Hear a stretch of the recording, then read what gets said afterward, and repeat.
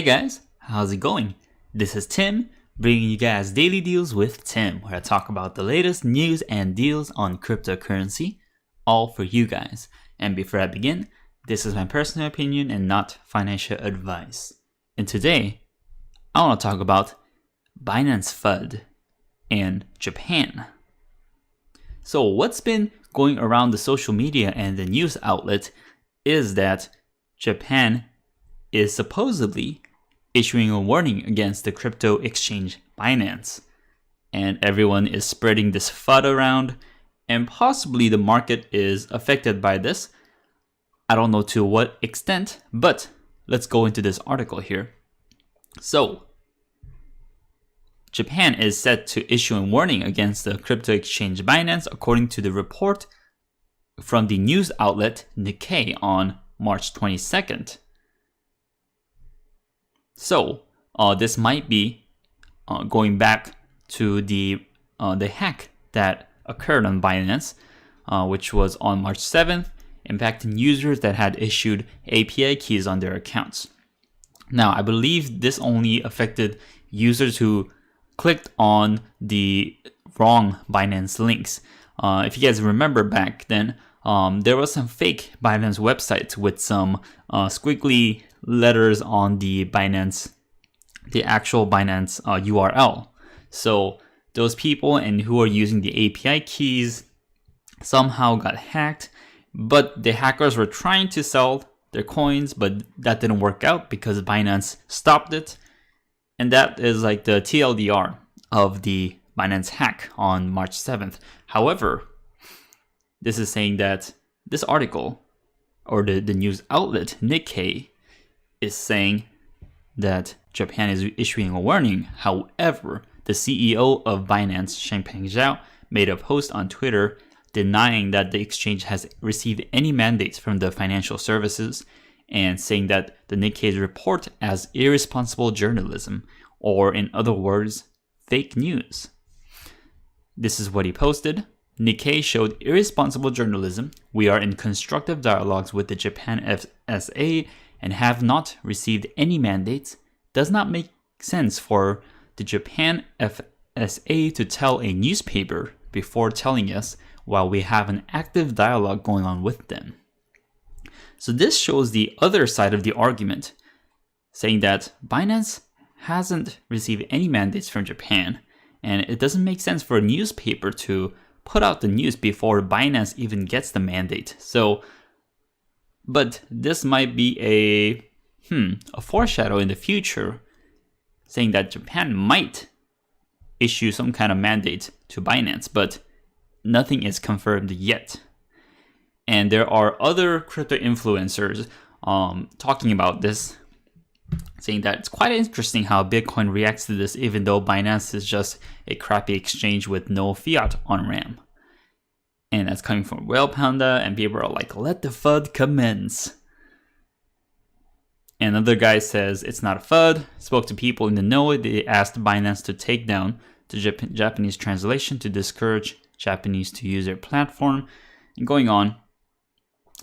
So, a lot of let's say word spreading, like not sure facts, but rumors and conspiracy theories surrounding Binance, and the market is taking a hit, possibly because of this.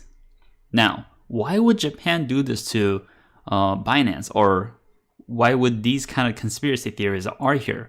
Well, what I think is that in Japan, there has been a lot of scandals regarding crypto exchanges and a lot of hacks going on as well. So I'm going to go through another article saying there's over 6.2 million in crypto assets lost in fraud and hacks in Japan last year.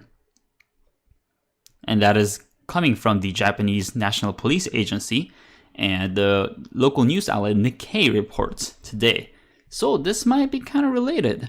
Japan lost over, or at least from the Japanese crypto exchange CoinCheck, they lost over 500 million hack due to NEM, and then a lot of other crypto as well. For example, 85 Bitcoin lost, Ripple and other altcoins as well. So with these kind of hacks, I think what is a logical response is that Japan is going to put more pressure on these exchanges to secure the crypto assets better, or possibly do some audits or security checks on them, and Binance might be included.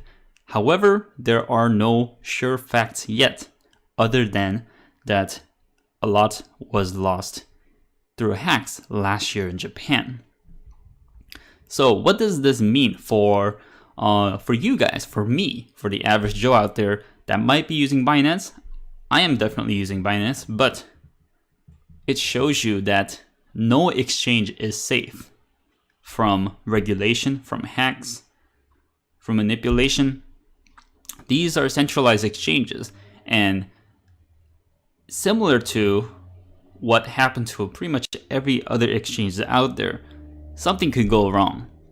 So the number one rule that I kind of abide by is that you don't trust any exchange out there. You make sure you put, or when you make a purchase, then you take that out into your own wallet or your own hardware wallet, probably the most secure, and you don't put a lot of fund into the exchanges. Now, one exception that I have with this is with Icon, because Icon hasn't gone through the swap yet, so I still have some Icon on Binance, but I'm gonna take that out once Icon releases the airdrops and swaps and all those details. But my general idea with, or I guess principle with exchanges is that you never trust them, even Binance.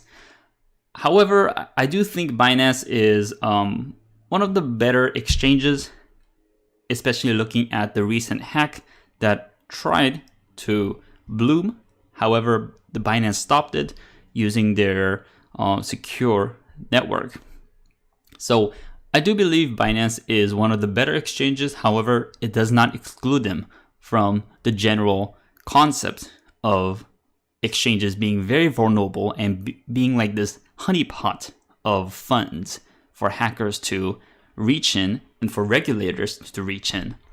So, especially with so many hacks going on, you guys have to be careful not to put large amount of sums into exchanges, and always be watchful out there for these kind of newses, because even though nothing has happened yet, this could scale into bigger problems in the future. However, these are just rumors floating around right now.